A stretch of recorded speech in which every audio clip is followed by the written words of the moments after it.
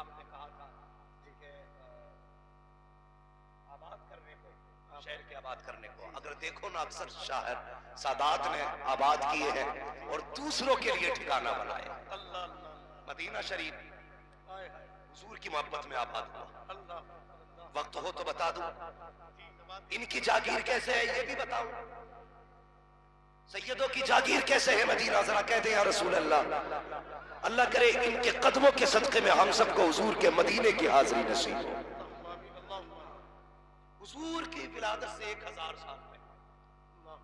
کتنے سال پہلے؟ 1000 سال. سارے بولیں گے تو میں آگے چلوں گا. 1000 سال پہلے ایک بادشاہ تھا، اس کا نام تھا طبہ حمیری. کیا نام ہے؟ یاد کر لیجئے آپ بھی. طبہ سارے بولیں طبہ حمیری. تو اس بادشاہ کو دھن لگی کہ مجھے پوری دنیا میں اپنی حکومت کا پرچم لہرانا ہے. اسرائیل مسعودی صاحب ذرا سنیں غور سے. پوری دنیا کے اندر مجھے اپنی حکومت کا پرچم لہرانا ہے. ملک فتح کرتے کرتے کرتے کرتے مکہ شریف آ گیا.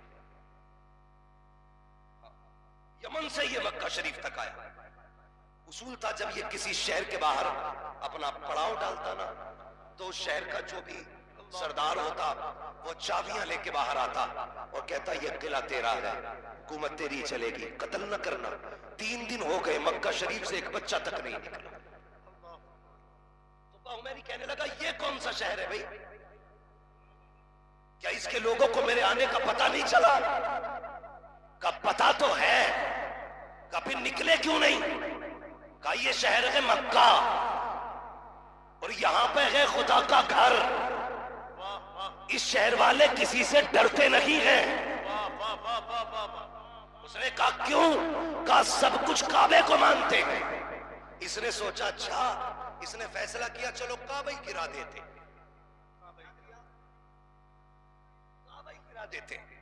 نہ کعبہ ہوگا نہ ہمتیں ہوں گی. یہ خیال آیا، سر میں درد ہونا شروع ہوا. بڑھتے بڑھتے بڑھتے بڑھتے اتنا بڑھ گیا کہ تڑپنے لگا. طبیب بھی ساتھ تھے، سب نے علاج کیا، کوئی فائدہ نہیں ہوا. اپنی جماعت کے جو مولوی اس کے ساتھ تھے ان کو بلا کے کہنے لگا ذرا دم کرو، پڑھو پھونکو، سکون نہیں مل رہا ہے. سب نے اپنے اپنے عمل کیے، کوئی فائدہ نہیں ہوا. جو ان میں سب سے بڑا عالم تھا اس نے کہا طبہ حمیری کہا کیا؟ کہا سچ بتانا. کہا کیا؟ کہیں تیرے دل میں کعبے کو گرانے کا خیال تو نہیں آ گیا تھا؟ کہا ہاں یہ خیال آیا ہے. کہا بس اس خیال سے توبہ کر لے ورنہ تجھے کوئی نہیں بچا سکتا ہے. جیسی اس نے توبہ کی ہے سر کا درد ختم ہو گیا. پھر اس نے تاریخ میں سب سے پہلے یہ اعلان کیا میں چل کے کعبے کا خود طواف کروں گا.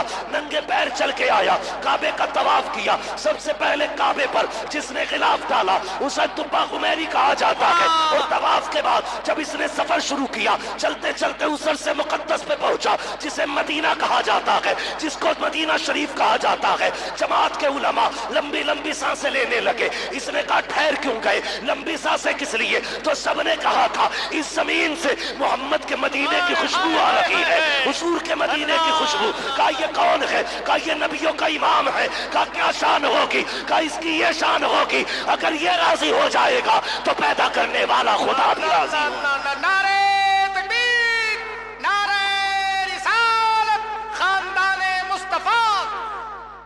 سمجھ کے میری بات؟ اس نے کہا کہ یہ بہت بڑی ذات ہوگی، سارے نبیوں کا امام ہوگا.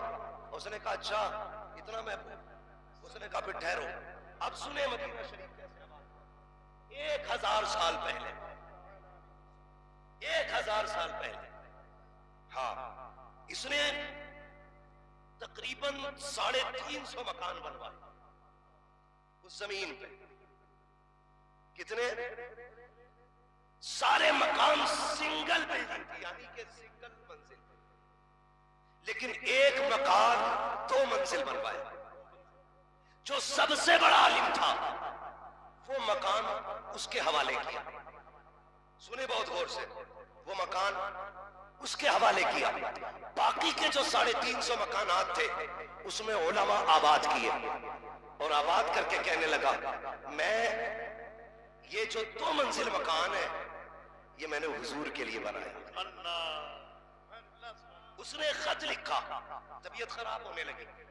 اس نے خط لکھا اور لکھنے کے بعد جو سب سے بڑا عالم تھا 2 منزل مکان میں تھا، اس سے کہا اگر تیرے زمانے میں حضور آ جائیں تو میرا خط دے دے، اگر تیرے زمانے میں نہ آئے تو یہ خط اپنی اولاد کو دے دے، کہنا وہ حضور کو دے دے، اگر وہ بھی حضور کا زمانہ نہ پائیں تو وہ کہنا وہ اپنی اولاد کو دے دے، بہرحال یہ میرا خط حضور تک پہنچ جانا چاہیے۔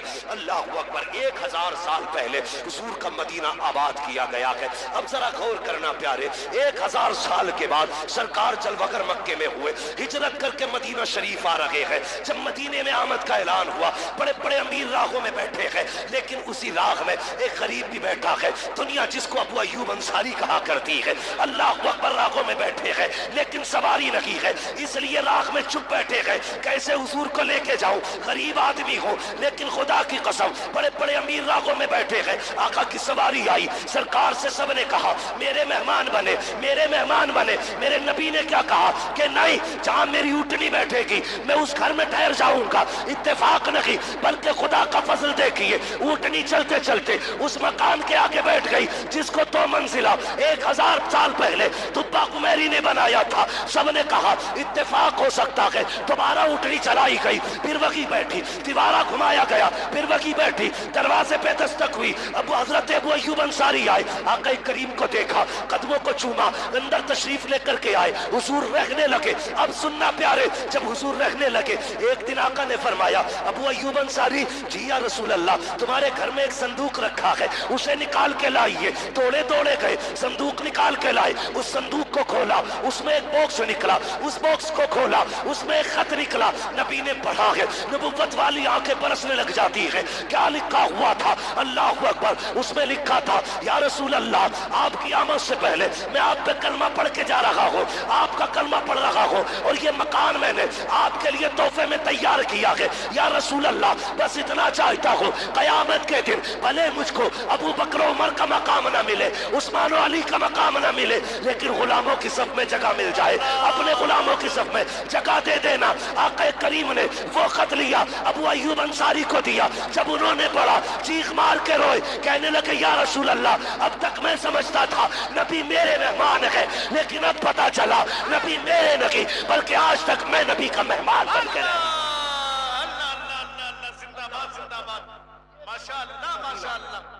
اس لیے میں کہتا ہوں مدینہ سیدوں کی جاگیر ہے، مدینہ سیدوں کی جاگیر ہے۔ قسم خدا کی یہ تو امت کا بھلا تھا، ورنہ کیا ضرورت تھی انہیں مدینہ چھوڑ کے۔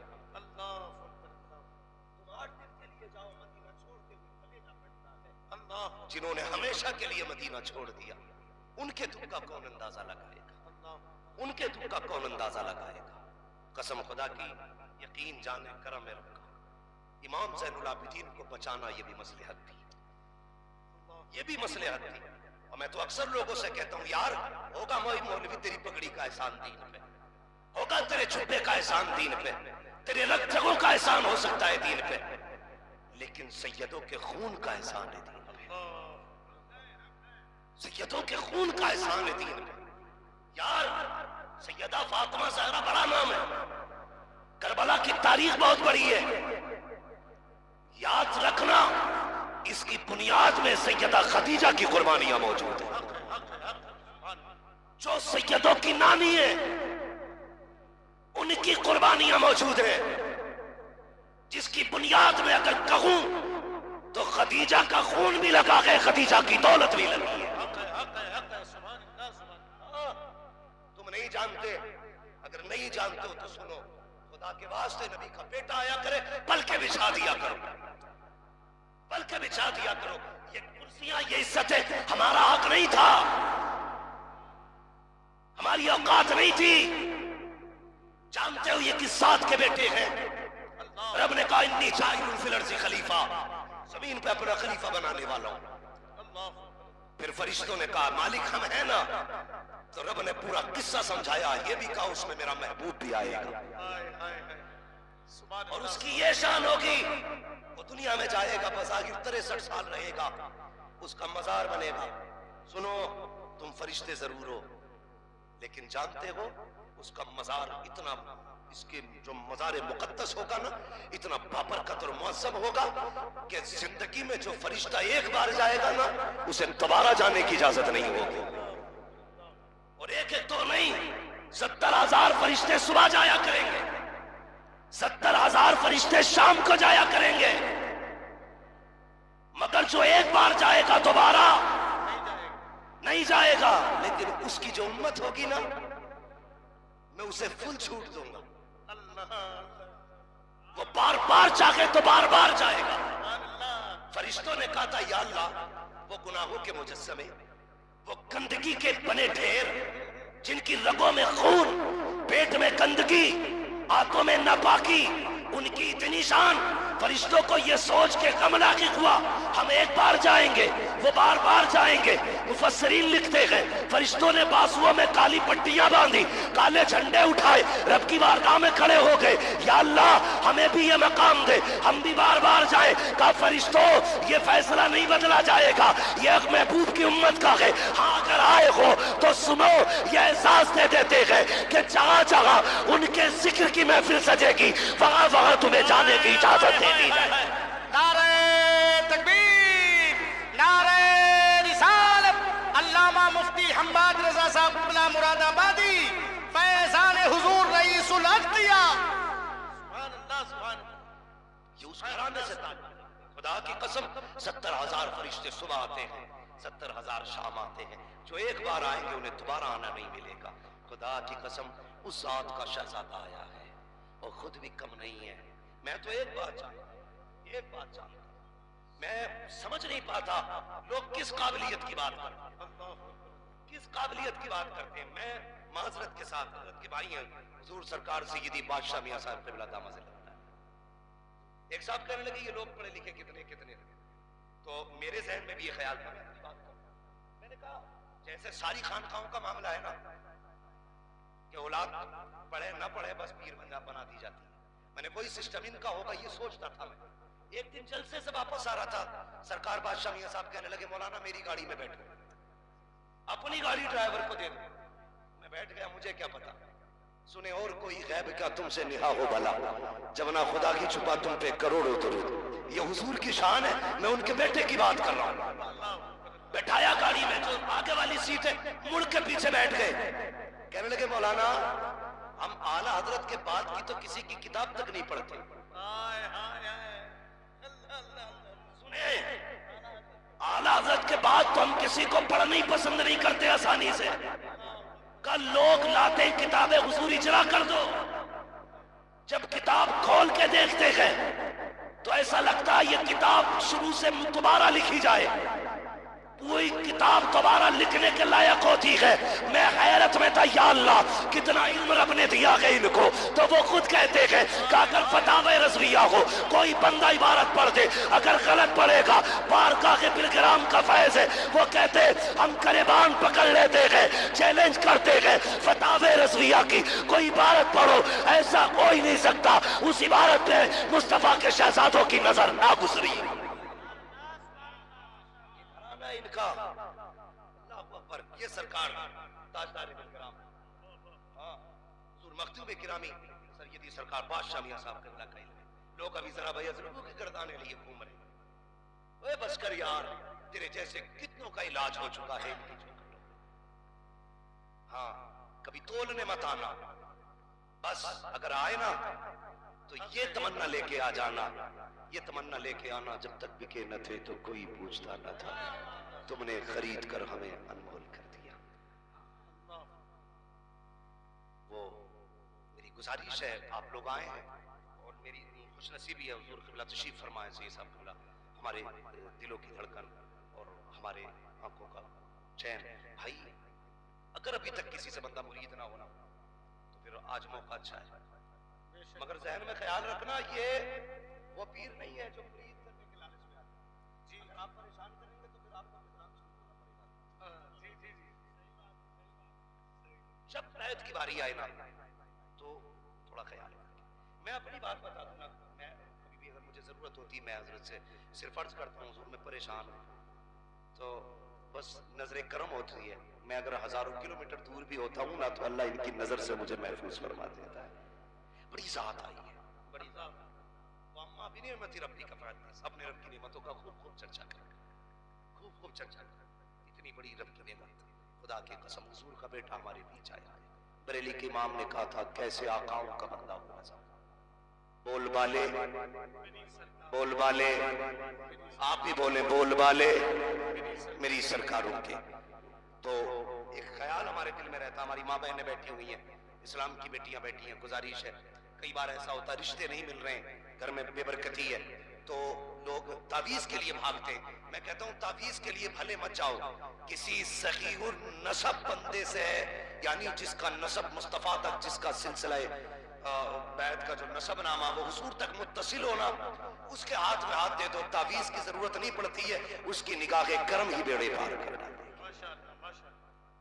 کئی بار تو لوگ یہ کہتے ہیں کہ سہیل بھائی کے نام ہے شادی کے بعد مرید ہونا. کہنے لگے قیامت میں اللہ فرمائے گا سب اپنے پیر کا دامن تھام کے آؤ. تو پتہ چلا بی بی بادشاہ میاں کے ساتھ چلی گئی اور ہم اویس میاں کے ساتھ. تو کہتے ہیں ایک سے ہی مرید ہوں گے صاحب ہم، جو دونوں ایک کئی دامن تھام کے جائیں. میں نے کہا تجھے کسی نے نہیں بتایا؟ ارے کتنے بھی بٹے ہو کے سارے جا کے غوث پاک کے جھنڈے کے نیچے کھڑے ہو، ان کے جھنڈے کے نیچے. اگر یہ بھی، اگر اس کے علاوہ بھی بچو گے تو علی کا جھنڈا، اور پھر سب سے اونچا نبی کا جھنڈا ہے. جب سارے وہاں کھڑے ہوئے تو مار رہا ہے. وقت ہے تو آج ہاتھ میں ہاتھ دیتے، آج بیعت ہو جاؤ. اس لیے کہ جب سلسلے سے جڑ جاتے ہیں تو اللہ سلسلے کا فیض عطا فرماتا ہے، سلسلے کا فیض ملتا ہے. اور علماء سے گزارش ہے، سارے لوگ میری بات سنیں، آپ پیر بھی ذرا ڈھنگ کا لائیں. خلافت کے چکر میں کسی کو لا کے کرسی پہ نہ بیٹھانا، حساب تم سے بھی ہوگا. کس کے ہاتھ میں ہاتھ دلوایا تھا تم سے بھی پوچھا جائے گا. اس لیے ضروری ہے ایسا پیر لاؤ اپنے علاقے میں جس کے ہاتھ میں ہاتھ دلوا کر کے تمہیں شرمندگی نہ اٹھانی پڑے، بلکہ فخر سے قیامت میں بھی یہ کہتے آؤ انہیں جانا انہیں مانا، نہ رکھا غیر سے کام، للہ الحمد میں دنیا سے مسلمان ہے.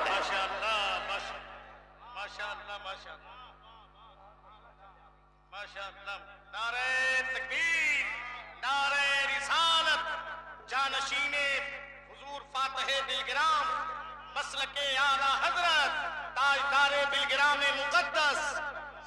آپ نے میری بات سن لی نا؟ اصلاح عمل سے زیادہ ضروری ہے اصلاح عقیدہ. عقیدے بچا کے رکھیں.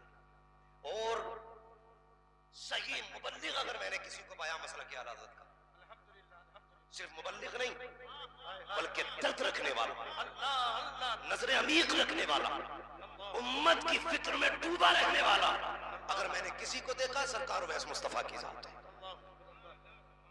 میں ایک بات کہہ دوں عبد الکریم بھائی، میں اپنے تجربے بیان کر رہا ہوں. الحمدللہ جاؤ ساری خانقاہیں تلاش کر لو، مشکل سے 1% پیر ایسا نہیں ملے گا جس کے حجرے میں اے سی لگو گی. جتنا بڑا مرید اتنی موٹی اے سی.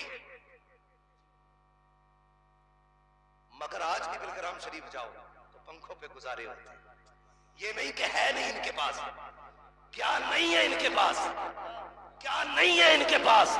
کون دیتا ہے دینے کو منہ چاہیے، دینے والا ہے سچا.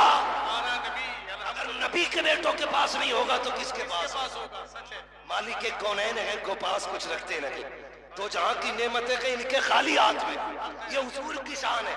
ان کے بیٹوں کے پاس نہیں ہوگا تو کس کے پاس ہوگا؟ لیکن آج بھی ایسی نہیں ہے، ایسے ہی جیتے، ایسے ہی جیتے. یہ شہزادے حضور رئیس الاتقیاء یہ ایک دن کہنے لگے، کوئی بات چل رہی تھی کسی کی، تو کسی نے کہا میاں یہ لو وہ لو، تو انہوں نے بڑی پیاری بات کہی. کہنے کہا نبی کے بیٹے لوٹنے نہیں آئے ہیں، نبی کے بیٹے لٹانے کے لیے آئے ہیں. یہ الگ بات ہے، خاموش کھڑے رہتے ہیں، پھر بھی جو لوگ بڑے ہیں وہ بڑے رہتے ہیں. ایسے اسلاف سے ملتا ہے ہمارا شجرہ جن کے قدموں میں کئی تاج پڑے رہتے ہیں. مجھے اور آپ کو صرف ایک جلسہ کرنا ہے, ان کو جلسہ بھی کرنا ہے, صبح کو بیماروں کو بھی دیکھنا ہے, مصیبت زدہ لوگوں کی دعائیں بھی کرنی ہے, پوری امت کا غم سینے میں لیے بیٹھے ہیں. اللہ اکبر. حقیقت تو یہ خنجر چلے کسی پہ تڑپتے ہیں ہم امیر, سارے جہاں کا درد ہمارے جگر میں ہے. ہم اپنے مختوم گرامی کو زیادہ تکلیف دینا نہیں چاہتے, کوشش یہ کریں گے اللہ کرے ہماری عمر بھی مختوم گرامی کو لگے, ان کے ذریعے امت کو زیادہ سے زیادہ فیض پہنچے. مولا کریم ہمارے بولنے میں جو غلطی ہوئی ہو محبوب کے صدقے میں معاف فرمائے, بچوں ہوئے اغلاط ان کو معاف فرمائے. رب کائنات زندگی نے دیا ساتھ, پھر ہوگی ملاقات, چمن رہا پھول کھلیں گے, زندگی رہی پھر ملیں گے, مسافر ہو تم بھی مسافر ہیں ہم بھی, کسی موڑ پر پھر ملاقات ہوگی. فقیران آئے صدا کر چلے, صدا خوش رہو یہ دعا کر چلے. سارے لوگ کلمہ شریف پڑھ لیجئے, لا الہ